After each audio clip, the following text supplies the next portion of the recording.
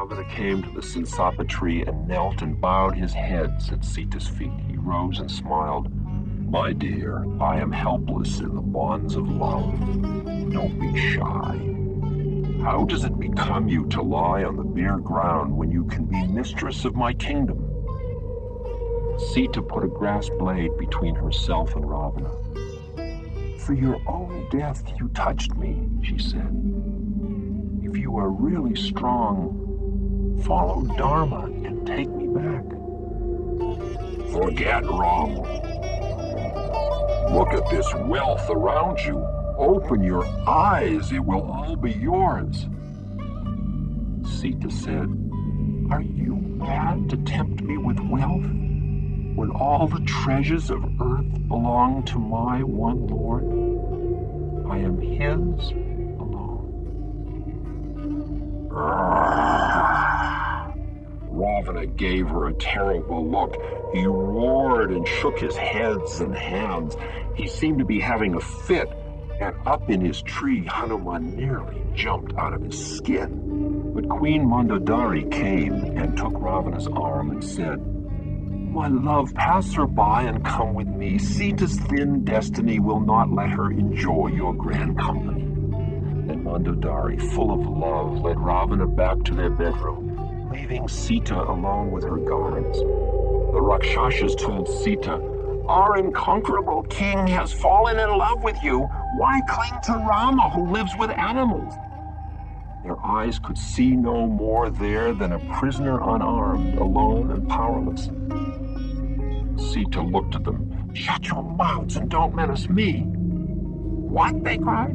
Some of them had knives. Now they drew them and shook them at Sita gleefully. They screamed, Be happy or else! The Rakshasas started pushing and shoving each other, all yelling at once. Hanuman got ready to jump down fighting, but just then the old Rakshasi, Trijata, stepped beside Sita. Shut up! Trijata faced the other and stopped shrieking and shouting at once. Be still, she said. Last night in a dream, I saw terror and the overthrow and conquest of Lanka. Console Sita and ask her forgiveness. Even at this moment, danger comes at us from Rama's sending, so ask her pardon. Sita smiled at them and said, When this becomes true, I will save you all. The Rakshasas disbanded and went to guard posts away by the Ashoka gates and along the walls, and Sita sat alone under Hanuman's tree. Hanuman thought, Demons can take any form. How can I speak to her so she will trust me? So in a quiet voice no one else could hear, Hanuman said in the animal language, Rama, Rama. Sita raised her head and listened. Hanuman went on softly speaking. Ram killed that false golden deer. He spoke to the dying vulture king Jatayu. All the animals of Kishkinya have searched for me. All alone over the sea. I am Hanuman, the son of the wind. Here I am, above you. Sita looked up into the Sansapa tree and saw a white monkey like a tiny bunch of little lightning, his red face smiling down at her. She rose and held a low branch and said, Who are you? Now I have let my mind slip into illusion. Hanuman came down to that branch. Mother, it's me, Hanuman. I serve Rama. But who are you? Are you a bright star spirit hiding from her lord in jealous anger? Or are you Sita? I am Sita. Silently she began to cry, and tears poured from her eyes. What star spirit shed tears on hearing the name of a mortal king? Oh, Hanuman, every sight speaks to me of him, and I fear you are also only a phantom of my mind. No, I am not. Hanuman came closer. Listen, too much crying's bad for your eyes. Everything's going to be all right very soon, Sita. Sita looked down at her feet on the earth, and every detail was clear and distinct. It was no dream, and when she looked back, by her own heart, Sita read Hanuman's inmost thoughts and feelings. "Oh, my pretty monkey," she squeezed him and ruffled his fur. "You've come like medicine to a dying man. Where did you find Rama? How have monkeys and men met as brothers?" "Remember when you dropped your ornaments from the sky onto a hill by the lake?" "Oh, yes. That was me and my king Sugriva. Sugriva and Rama became friends and were rescued." "This is his ring," said Hanuman. "Take it." Sita read the name on the wide gold band. Rama, Rama, Rama. And Rama seemed to be there touching her. Sita smiled a sad, sweet smile. "Hanuman, has Rama lost his love for me through long separation?" Hanuman said, "He hardly eats or sleeps. To him the cold nights are like flames and the gentle moonbeams burn him. Before true love, even the maces of death are frail stage weapons, useless for combat. Now Rama is distracted, but once he knows you are here, he will come with a large army to save you. Nothing can stop the monkeys and bears. Nothing can stop Rama and Lakshmana. Let me go back and bring them to you this very day." Sita looked at that remarkable and amazing monkey again and again. Her sadness had come and gone. "Faithful Hanuman, at the year's end Ravana will kill me. Speak, so Rama will save me."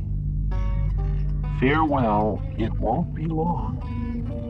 Hanuman ran unseen to the wall of that Ashoka grove, farthest from Ravana's palace. He got all set to jump back across the ocean when an instant monkey thought crossed his mind. A great idea. Hanuman was off like a bolt from a bowstring. He plowed through Ravana's lawns and flower beds and pushed over his pavilions. He threw benches and bricks through the palace windows and splattered the sentries with wet, muddy lotuses. Dust and leaves fell all in a wind over Lanka, and standing amid the wreckage of Ravana's gardens, Sita's Rakshashi guard saw an infernal monkey crackling with energy, growing bigger and bigger. Ravana heard the racket in his courtroom. The palace bodyguard of 80,000 fighters flew out the tall windows and saw Hanuman sitting on top of the main gate. Hanuman cried out, "Victory to Sugriv the king!" "What king?" shouted the regiment. Hanuman grabbed an iron gate bar and stood in the air. "My king!" He beat them all to death with it, and the ground shook. On his throne, Ravana could hear that Hanuman was winning. His 10 heads turned here and there, and his eyes roved over his court. Then, commanded by a royal glance, the young warrior Jambamali arose, the son of the demon general Prahasta. He bowed and left the court, and once outside the door, he broke into a run. Hanuman pounced from his gate onto the gold-plated Rakshasa city temple across the street. He broke off a marble column and flew to the top of the temple roof. He spun the pillar around so fast that it caught fire. The sparks whirled in the air. The priests ran for their lives. The temple burst into flame and exploded. Jambamuli heard it blow up and drove to where the temple had been. 2 pillars stood there. On one of them, a loose plank was balanced, and on that plank, Jambamali saw a monkey picking cinders from his coat. Jambamali looked calmly at Hanuman with the gaze of a young lion. And Hanuman looked back, thinking, how young he is. Then quickly, Jambamali shot an arrow straight up in the sky, whispering, "Come down, falling." Hanuman yawned and stretched out on the plank and closed his eyes. Jambamali stared. A tremendous piece of stone fell tumbling down out of nowhere, just missing Jambamali. Another boulder fell. They were falling all over. Jambamali cursed. Those were grains of dust. Something else was falling, a huge long tree trunk. The arrow returning, a giant long shadow growing too fast, a whistling and a wind. Jambamali was crushed and killed. There was no more sign of his body or bone. Hanuman himself knew some small magic also. He saw Ravana watching from the palace, and he howled so the windows rattled, "Rama!" Ravana instantly turned and walked down a narrow stair and through a tunnel under the city wall. He came out a secret door into a grove of the hillside woods. There his son Indrajit sat pale and thin beside a hermit's water bowl in a field filled with the slaughtering posts and altars of many sacrifices. Ravana went to approach Indrajit, but the preceptor, Sukra, stopped him. He said, "Majesty, do not speak to him just now or make him break the vow of silence. This is the final moment of the rites called the gift of gold. Every power that Indrajit has just won by meditation and endurance and devotion, he now offers back to Lord Shiva for your good fortune." "Silence, Brahmana. I need him now. Let him study war, not mysteries, and return to my side here in this world of passing sights and nets of pleasures and of pain." And Indrajit arose. "Father, I am ready." Ravana said, "My son, bring me that animal." Indrajit said in a gentle voice, "This life is an echo in the air and a wave on the sea. That is Hanuman. I'll take him if you want him. War or peace, it's all the same to me." Then Indrajit's fair-seeming form changed. Gone was the friendly, lean ascetic.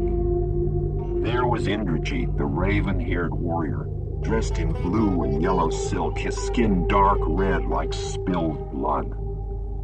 "Long life to you, my father," Indrajit said, and set out for the temple. He found Hanuman lying there on his unbalanced plank. Indrajit knew that Hanuman could not be killed. So on his arrow, Indrajit placed the spell of Shiva's noose, and Hanuman fell to the ground tied invisibly hand and foot and unable to move.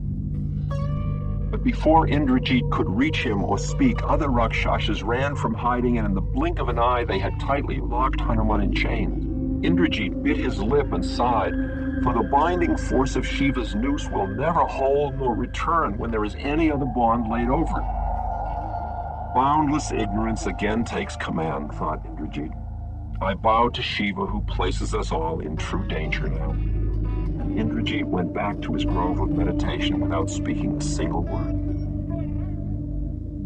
By no sign did Hanuman show he was free, and the Rakshasas pulled him into Ravana's court. There the demon king sat like threats of darkness. Ravana looked at Hanuman with 20 eyes, and from the smooth emerald floor, Hanuman in chains looked steadily back. Ravana's younger brother, Vibhishana, came from the ranks of courtiers and bent over Hanuman. He said, "You have killed our people and broken our holy temple. Who are you and where did you come from? Why are you disguised as a monkey?" Hanuman replied, "I am a monkey, and I've a message for Ravana." The demon king leaned forward on his throne. "Insensate animal, what message?" "Majesty," said Hanuman, "I am Rama's slave. I came to find Sita. Your brother Sugriva, king of the monkeys and bears, asks after your welfare. Listen to his desire. In Dandaka forest, Sita was harmed, and I have promised Rama to find her. Therefore, do not confine another's wife, but return her." "How did you get here?" asked Ravana. "I jumped." Ravana opened wide his eyes in anger. "Unlucky beast, you've lost your weak wits from seeing the beauties of my city." "Lord of Lanka," said Hanuman, "I'm an animal. What you call beauty won't turn my head. I cross the ocean as a person without attachment to worldly desires easily crosses the ocean of existence. Withdraw your heart from Sita, or that will be a costly theft." "Impossible. Vibhishana, cut off his head." "No," said Ravana's brother. "You can brand or shave a messenger, but not kill him." Ravana said, "What good are you as a demon? I've killed them before." Vibhishana said, "But I wasn't here before." Ravana summoned a band of grim demons. "Monkeys take pride in their tails," he said. "Set his tail aflame, carry him around through Lanka, and then throw him out." He slung Hanuman on a couple of carrying poles and took him outside.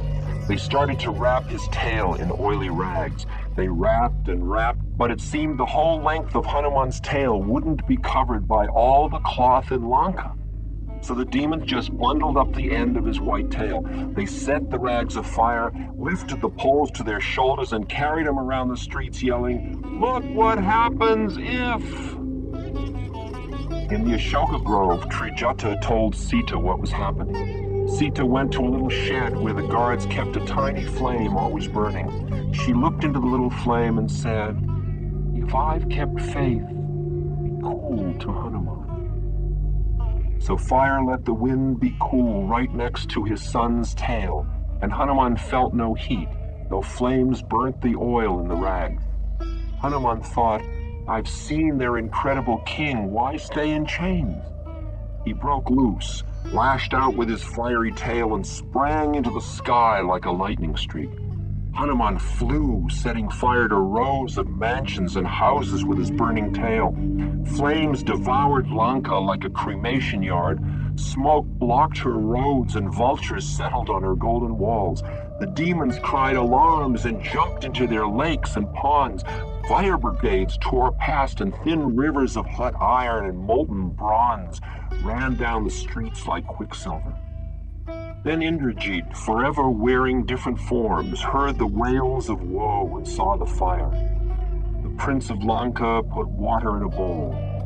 He threw aloe thorns on his altar and lit them. He spoke to fire, and Agni, the fire god, rushed out of Lanka, and a cone of sparks and fire came over Indrajit's altar. Indrajit sprinkled water on his aloe fire, and a finger's depth of water appeared and covered all of Lanka, clinging to walls and ceilings and floors, and the fires had to go out.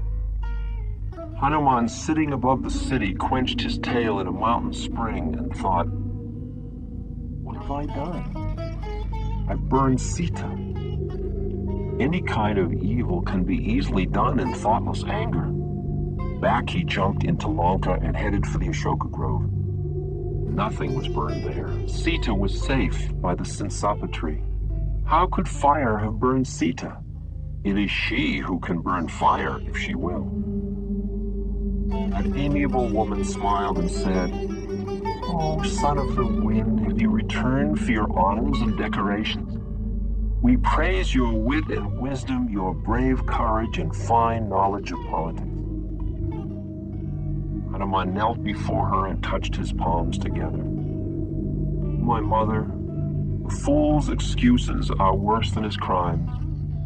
Blessed are people with good sense." Sita said, "Monkey, in one reckless moment one can kill the innocent, forget friends, or lose all the harvest of Dharma. You did none of this. You set your tail afire and you burn the back. So throw off your care. I feel better already. Listen, Lanka will soon be rebuilt. But if you so heedlessly destroy these demons, you will cloud Rama's fame. Take this to Rama, get him to act." Sita untied the corner of her robe and took out the pearl mounted on a gold leaf that her father, Janaka, had tied into her hair on her wedding day. "Say this, Rama, best of men. Seeing this gift was like seeing you. Now I part from it and keep your ring. I will live on here for a month and not longer. Do you still think of me at all? I send this pearl so you may know. You are loved by me. You are loved by me." Sita smiled her warm white smile that had never an equal then in all the worlds nor ever shall. Hanuman hid Sita's jewel in his belt, bristled up his fur, and flew off to the north. He flew booming along through the air like the wind through a canyon, and the monkeys and the bears waiting on the seashore heard him coming. They ran up a grassy hillside and made a circle holding hands, and Hanuman landed in the middle. I talked to her, she's alive. Animals encircled Hanuman. They brought him fruit and water and fresh boughs to sit on. They sang and cheered. Then all at once came Angada's order. Return. And the miraculous monkeys and bears leapt from that hillside and flew home to Kishkinda. The animals ran from Kishkinda Cave to get a sight of the southern search party returning. They climbed the rock-rooted trees and waved the tag ends of their robes and cheered. There was Hanuman, flying to Rama's hill. Whatever the obstacle, Hanuman, like strong love, leaps over it and goes on. Hanuman landed before Rama and touched his hands to his head. She lives. The other animals gathered round to listen. With a glad heart, Hanuman said, My lord Sita is held prisoner on Lanka in an Ashoka grove behind the palace of the demon king. Ravana has threatened her with death if she will not submit to him. She is all alone, like a tuneful lute without a player. But her heart carries her love to you. I gave her your ring, and she sent you this. Gave Rama the wedding present. Emptiness, said Rama. Echoes and emptiness. That's all I have. Don't let your loss make you lose heart, said Hanuman. You must bring her back to life and music. He told Rama all he had seen and done in Lanka. Sita will live but 1 month more in prison. She said, Hanuman, speak to Rama so he will act. Let his life return. Let his heart regard me again. Hanuman fell silent. What else? Asked Rama. Hanuman twitched his tail and his white fur rose on end. Then he said to Rama in silent mental speech, Oh Lord, if men from ignorance still praise you, sad for them, it is a lie. If your spirit's broken, it was weak to begin with. Where are your wits that you're not suspicious of despair? Do not be a meek little man, unholy and afraid. Only Rama heard those silent words, and his face darkened. What did you say? I said, never fear to love well, said Hanuman. If you can't bear it,